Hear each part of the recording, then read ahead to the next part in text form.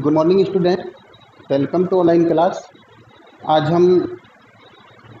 भारत में राष्ट्रीय आंदोलन के संदर्भ में जो उग्रवादी विचारधारा है उसकी जो पद्धतियां हैं उनके बारे में अध्ययन करेंगे कि किस प्रकार की पद्धतियां उग्रवादी विचारधारा की रही थी। सबसे जो पहली बात आती है इसमें वो है भारतीय सभ्यता की श्रेष्ठता में विश्वास। उग्रवादी विचारधारा से पहले जो हमारे भारत में उदारवादी विचारधारा थी, ये पाश्चात्य सभ्यता और संस्कृति की श्रेष्ठता में विश्वास रखती थी। तो यहाँ उग्रवादी विचारधारा है वो पाश्चात्य सभ्यता की श्रेष्ठता में विश्वास न रखते हुए भारतीय सभ्यता और संस्कृति की श्रेष्ठता में विश्वास रखती थी। इनका ये मत था कि भारत का जो धर्म है और धार्मिक आचरण है वो दुनिया के अन्य धर्मों से ज़्यादा श्रेष्ठ है। बाल गंगाधर तिलक साहब ने अपनी जो पुस्तकें लिखी थी, Gita Rahasya, the Arctic home in the Vedas, इसमें उन्होंने भारतीय धर्म, सभ्यता और संस्कृति है उसे बहुत अच्छी तरीके से स्पष्ट किया था और ये बताया था कि किस कदर हमारा जो भारत की सभ्यता और संस्कृति है वो ब्रिटिश शासन और सभ्यता और संस्कृति से ज़्यादा श्रेष्ठ है। दूसरी जो बात आती है वो है इसमें मध्य वर्ग की भूमिका।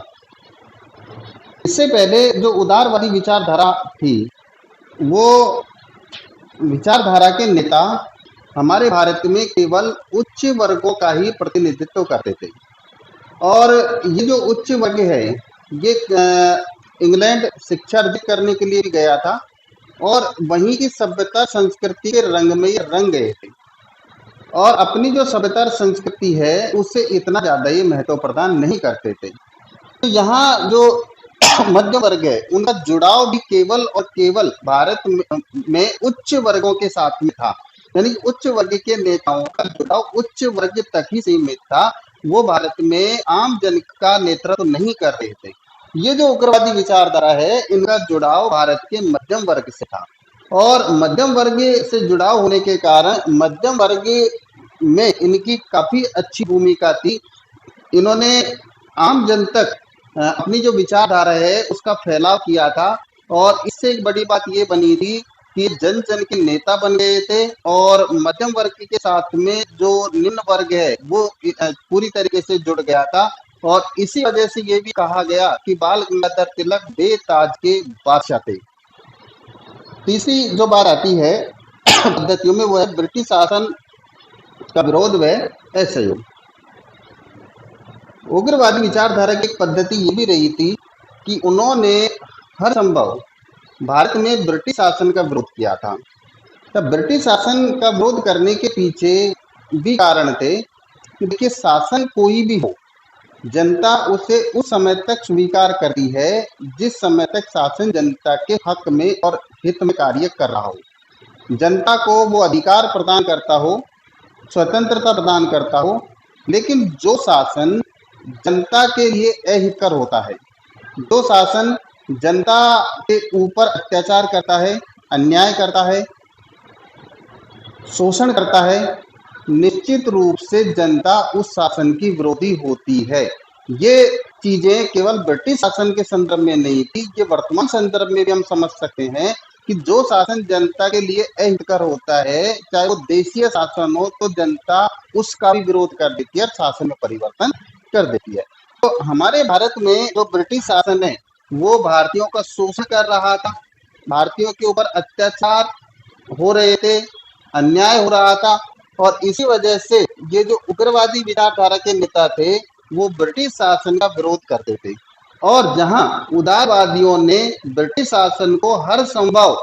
हर स्तर पर सहयोग प्रदान किया था और इसी वजह से ब्रिटिश शासन हमारे भारत में फल फूल रहा था। तो उग्रवादी विचारधारा के नेता हैं, उन्होंने अपनी पद्धति में ये अपनाया कि हमें ब्रिटिश शासन का भारत में किसी भी प्रकार का कोई सहयोग नहीं करना है, अपितु हम हर क्षेत्र में हर स्तर पर ब्रिटिश शासन का असहयोग करेंगे। अगर हमने ब्रिटिश शासन का असहयोग किया तो निश्चित रूप से ब्रिटिश शासन की जो ताकत है या शक्ति है वो भारत में क्षीण होने लगेगी। नेक्स्ट जो बात आती है पद्धतियों में वो है ब्रिटिश शासन की श्रेष्ठता में अविश्वास। हमारा भारत का जो एक उच्च वर्ग है वो ये मानकर चलता था कि ब्रिटिश शासन है वो भारत में ईश्वरीय वरदान है और उसे ईश्वरीय तुलना प्रदान करते थे और ये कहते थे कि जिस प्रकार ईश्वर सभी का नियंता होता है उसी प्रकार से ईश्वर ने ब्रिटिश शासन को हमारे भारत में भेजा है और ये भारतीयों के साथ में एक दिन न्याय प्रदान करेंगे। ये श्रेष्ठ हैं, ईश्वर की भांति ये श्रेष्ठ हैं और हमें इन्हीं के अधीन शासित रहकर चलना चाहिए। यानी कि हमारा जो भाग्य है उस भाग्य में परिवर्तन ब्रिटिश शासन ही करेगा। उग्रवादी जो विचारधारा है वो ये कहती थी कि ब्रिटिश शासन की कोई श्रेष्ठता नहीं है, अपितु जब हम ईसाई धर्म सभ्यता संस्कृति की श्रेष्ठता को भारतीय धर्म सभ्यता संस्कृति की श्रेष्ठता को देखें और दोनों की तुलना करें तो ईसाई धर्म सभ्यता संस्कृति से ज्यादा ही हमारा भारत का धर्म सभ्यता और संस्कृति श्रेष्ठ है। और ये धारणा बना रखी थी कि यूरोपियन शक्तियां अजय है, श्रेष्ठ है और वो दुनिया के देशों पर शासन करती है, सक्षमता है उसमें। इन्होंने कह दिया कि नहीं, अगर हमारे देश में हमारे हाथ में हमारे ही शासन आएगा तो हम उनसे भी ज्यादा श्रेष्ठ हैं और शासन प्रशासन का संचालन करने में सक्षम हैं। हम किसी भी रूप में इस बात को नहीं मानते कि ब्रिटिश शासन भारत में श्रेष्ठ है। तो ब्रिटिश शासन की श्रेष्ठता है उसमें उदारवादियों ने विश्वास किया, लेकिन उग्रवादियों ने उस श्रेष्ठता में अविश्वास किया था। नेक्स्ट बात आती है इसमें स्वाभिमान व अधिकार की धारणा। इसको भी हम उदारवादी और जो उग्रवादी है उसके संदर्भ को देकर चले इस बिंदु को कि हमारे भारत में जो उदारवादी हैं वो स्वाभिमानी तो थे, लेकिन कहीं ना कहीं जब वो अपनी मांगों को अपनी बातों को ब्रिटिश शासन के सामने रखते थे या हुकूमत के सामने रखते थे तो वो अपने स्वाभिमान के साथ में समझौता कर लेते थे और ब्रिटिश शासन उनको दबाता भी था और अपने अनुकूल वो निर्णय करवा भी लेता था, क्योंकि ये उदार दृष्टिकोण इन्होंने अपना रखा था। एक लिबरल जो एनालिसिस है वो इनका था और इसी वजह से वो शासन है उसके दृष्टिकोण के साथ में सम्मिलित हो जाते थे। यहाँ पे जो उग्रवादी विचारधारा के नेता हैं वो पूर्णतः स्वाभिमानी थे और जब वो कभी अपनी मांगों को रखते थे, अपनी बातों को शासन के सामने रखते थे तो पूर्णतः अपने स्वाभिमान के साथ में रखते थे। देखिए यहाँ उनका किसी प्रकार का कोई अहंकार नहीं था, अपितु एक स्वाभिमान था और वो अपने स्वाभिमान के साथ में हुकूमत से कोई समझौता नहीं करते थे। इसी वजह से एक अंतर ये आया कि उदारवादी हैं, उन्हें कभी भी हुकूमत ने ना तो कोई यातना दी, ना उनको कभी जेल भेजा, ना कभी वो प्रताड़ित किए गए, अपितु समय समय पर उन्हें विभिन्न प्रकार की जो उपाधियां हैं उनसे भी नवाजा गया। उनकी संपत्ति को कभी उन्होंने छीना नहीं। और ये जो उग्रवादी विचारधारा के नेता थे ये स्वाभिमानी थे, ये झुकते नहीं थे उनके सामने और इसी वजह से जो हुकूमत है वो उन्हें यातना देती थी, उन्हें जेल भेज देती थी, उनकी संपत्ति है उसको जब्त किया जाता था। उदाहरण है कि 1897 में जब वो प्लेग की बीमारी के कारण प्लेग कमिश्नर रेंड और उसके सहायक अरियस्ट की हत्या हुई तो शासन ने ये कहकर कि तिलक का समाचार पत्र केसरी है उसमें ऐसे विचार छपे थे जिससे चापेकर बंधु उग्र हो गए थे और प्लेग कमिश्नर रेंड की हत्या कर दी। तो केवल वो तो ये सोचते थे कि कोई ऐसा बिंदु आए जिससे हम इन्हें यातना दें और इनको जेल में डाल दें और इस वजह से बाल गंगाधर तिलक को उस समय 18 महीने का कारावास दे दिया गया था। यही जो बात थी वो तिलक के बार बार स्वराज्य की कामना करने के साथ में थी, क्योंकि बाल गंगाधर तिलक पुरजोर आवाज में हुकूमत से कहते थे कि स्वराज्य मेरा जन्म सिद्ध अधिकार है और मैं उसे लेकर रहूंगा। तो आगे चलकर जब उदारवादी और उग्रवादियों के बीच में विचारों को लेकर मतभेद उत्पन्न हो गए थे और 1907 में जब सूरत कांग्रेस अधिवेशन में कांग्रेस दो भागों में विभाजित हो गई थी और तिलक की शक्ति थोड़ी कमजोर हो गई थी। इसी का फायदा उठाकर तिलक के स्वाभिमान को तोड़ने के लिए तिलक को गिरफ्तार किया और बर्मा की मॉडले जेल में 6 वर्ष का कारावास दे दिया गया कि तिलक बिल्कुल टूट जाएंगे और कभी स्वराज्य की बात नहीं करेंगे। लेकिन 1914 में बर्मा जेल से रिहा होने के बाद में भी तिलक ने अपने स्वराज्य को छोड़ा नहीं और ना उन्होंने अपनी थीम को भूला, अपितु कुछ समय के लिए जब उनका संगठन टूटा हुआ था तो उनको संयमित आचरण करना पड़ा, लेकिन फिर भी वो स्वाभिमानी थे। यानी कि अंग्रेजी शासन है वो उन्हें किसी भी रूप में झुका नहीं पाई। उन्हें यातनाएं दी गई, उन्हें जेल भेजा गया, उन्हें संपत्ति का हरण किया गया, उन्हें किसी भी प्रकार की कभी कोई उपाधि नहीं दी गई, लेकिन फिर भी उन्होंने राष्ट्र के लिए किसी भी प्रकार का कोई समझौता नहीं किया। अपनी स्वाभिमान की जो जिंदगी है, जीवन है, उनको जिया और लोगों को भी इन्होंने स्वाभिमान का संदेश दिया कि शासन के सामने आपको झुकना नहीं चाहिए, अपितु पुरजोर तरीके से अपनी मांगों को, अपनी बातों को रखना चाहिए और शासन प्रशासन ने उसका असहयोग करना चाहिए। नेक्स्ट जो बात आती है पद्धतियों में वो है संवैधानिक नहीं अपितु उग्र साधनों में विश्वास। यहाँ पर भी हम जो उदारवादी और उग्रवादी है उसमें तुलना करते हुए इस चीज को देखेंगे कि तात्कालिक समय पर हम जो ये मूवमेंट है उसको 3 भागों में हमने बांट कर देखा था कि 1885 से लेकर 1905 तक का काल है वो उदारवाद का रहा और 1906 से लेकर 1919 तक का काल है वो उग्रवादी विचारधारा का काल रहा है। अब यहाँ जब हम उदारवादी विचारधारा के कालक्रम को देखते हैं तो वो कालक्रम शुरुआत का 20 वर्ष का होता है। ये 20 वर्षों में जो उदारवादी विचारधारा के नेता हैं, इन्होंने भारत की स्वतंत्रता के लिए, भारत में स्वशासन की प्राप्ति के लिए हमेशा जो अपनी मांगों को रखा था वो ऐसे साधनों को अपना कर रखा था जो इनका ये मानना था कि वो शासन को सीधे सीधे चुनौती देने वाले नहीं है और वो संवैधानिक साधन है और संवैधानिक तरीके से हम ब्रिटिश शासन से जो अपनी मांगे हैं उनको मनवा सकते हैं। तो इन्होंने शॉर्ट में 3 प्रह उनका प्रयोग किया था, इन्हें संवैधानिक साधन माना था। प्रथम प्रह से तात्पर्य प्रार्थना है कि हमें शासन के सम्मुख प्रार्थना करनी है और प्रार्थना के माध्यम से ही अपने जो मांगे हैं उनको रखनी है। दूसरा कि हम लिखित में शासन को समय समय पर प्रतिवेदन देंगे और अगर कुछ अनुचित हो रहा है तो वो हम समय समय पर शासन को ध्यान दिलवाते रहेंगे। तीसरा जो ग्रह है उससे तात्पर्य प्रतिनिधि मंडल से था कि हमारा जो प्रतिनिधि मंडल है वो हुकूमत से या उनकी समितियों से समय समय पर जो बातें हैं वो करता रहेगा, बैठक करता रहेगा और अपनी जो मांगे हैं, जायज बातें हैं उनको रखता रहेगा।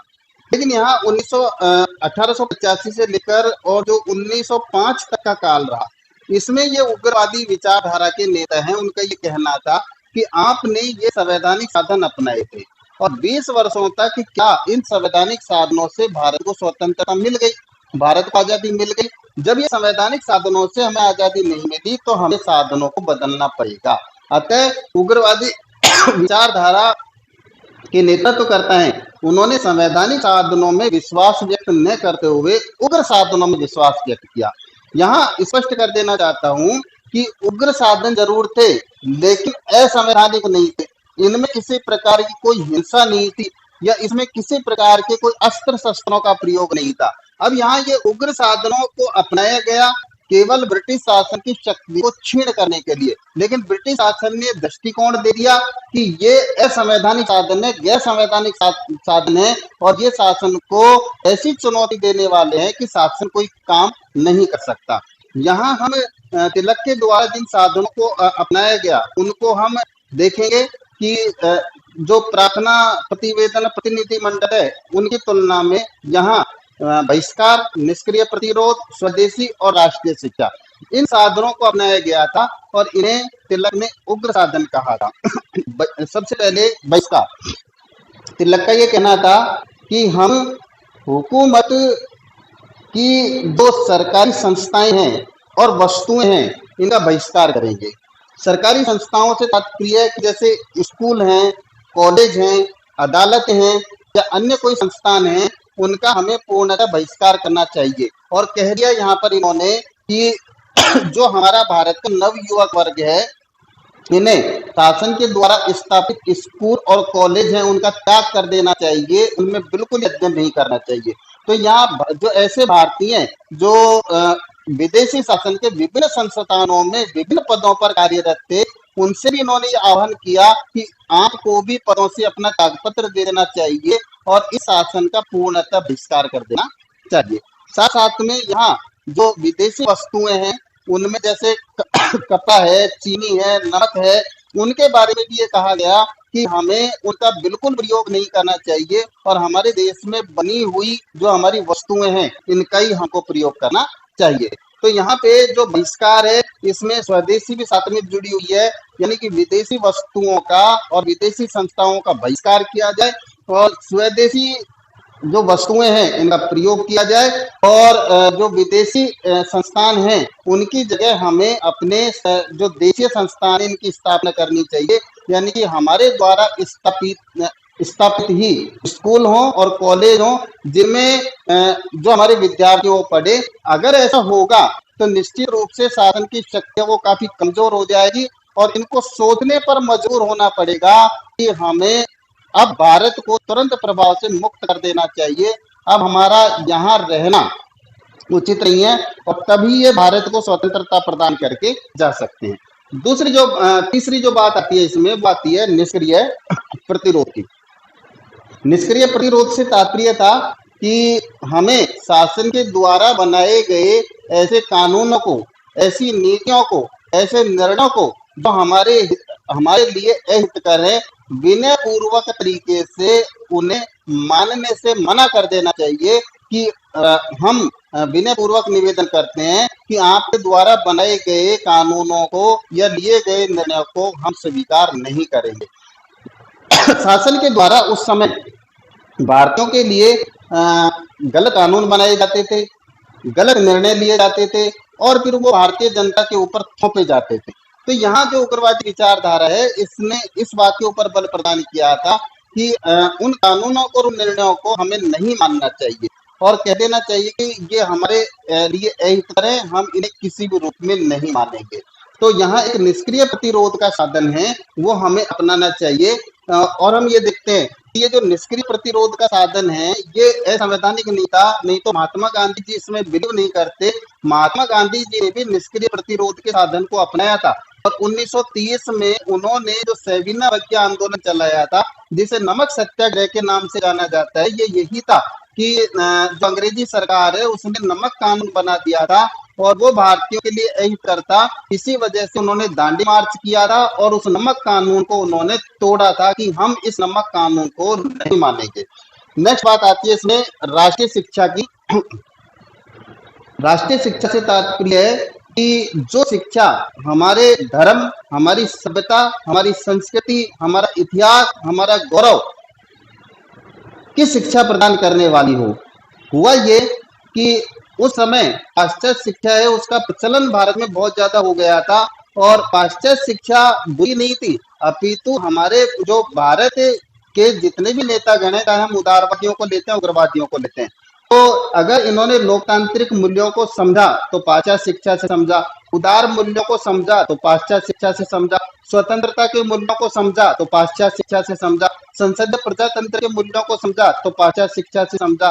पाश्चात्य शिक्षा ने भारत में दिया बहुत कुछ, लेकिन उस पाश्चात्य शिक्षा ने हमारा जो भारत का नव युवक वर्ग है उसमें एक भावना ये भी बलवती कर दी थी कि आपका धर्म, सभ्यता, संस्कृति कुछ नहीं है और ईसाई धर्म, सभ्यता और संस्कृति सब कुछ है। इस वजह से हमारा भारतीय नव युवक वर्ग है वो ईसाई सभ्यता के रंग में रंग गया था और हमारे इतिहास, भारत के इतिहास और गौरव को भूल चुका था। तो तिलक का ये कहना था कि अगर हम भारत में राष्ट्रीय शिक्षा चलाएंगे तो एक तो राष्ट्रीय शिक्षा से नवयुवकों को ये प्रेरणा मिलेगी कि हमारा भारत का जो धर्म है, सभ्यता है, संस्कृति है, इतिहास है, गौरव है, वो कितना उत्कृष्ट है, श्रेष्ठ है और प्राचीन काल में इस संस्कृति का जो प्रसार है वो सुदूर देशों तक भी रहा था। तो इस वजह से ये जानेंगे इस चीज को और जिस देश का नव युवक वर्ग अपने इतिहास को भूल जाता है वो गुलाम हो जाता है। तो इस गुलामी की जंजीरों से दूर करने के लिए राष्ट्रीय शिक्षा का होना अत्यंत आवश्यक है। इस वजह से उन्होंने राष्ट्रीय शिक्षा के साधन को अपनाया था। तो दूसरा उनका मत इसके संबंध में ये भी था कि राष्ट्रीय शिक्षा में इस वजह से प्रदान करना चाहते हैं क्योंकि पाश्चात्य शिक्षा महंगी है और पाश्चात्य शिक्षा को हर कोई प्राप्त नहीं कर सकता, यानी कि उसे केवल और केवल उच्च वर्ग ही प्राप्त कर सकता है। और इसी वजह से एक बहुत सीमित वर्ग जब उस शिक्षा को प्राप्त करेगा तो आम जन तो उसे वंचित रहेगा। अतः राष्ट्रीय शिक्षा है वो बहुत ही सरल भी होगी, सस्ती भी होगी और सुलभ भी होगी। और अगर हम सस्ती शिक्षा भारत को प्रदान करेंगे तो भारत का निम्न वर्ग से लेकर उच्च वर्ग तक इस शिक्षा को प्राप्त कर सकता है और फिर वो अपने इतिहास को जान सकता है। अगर राष्ट्रीय शिक्षा से हमारा नव युवक वर्ग प्रेरणा लेगा तो निश्चित रूप से कभी भी वो ब्रिटिश शासन को हमारे भारत में एक्सेप्ट नहीं करेगा, स्वीकार नहीं करेगा। तो